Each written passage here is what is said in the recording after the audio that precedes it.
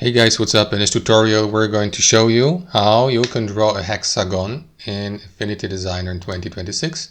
So let us get started. So guys, what you want to do is navigate to your design, click into the Vector Studio in the top left and right click into the Shape tool here and select the Polygon tool. As you can see, there is no hexagon tool, so you will need to use the Polygon tool for that.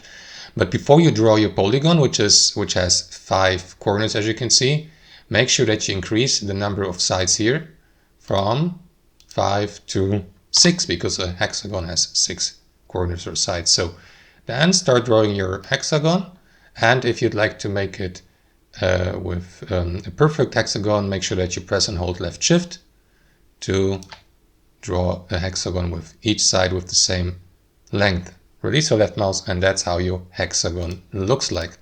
Now you can rotate it, for example, resize it, and so on and so forth. Thanks for watching and have a wonderful day.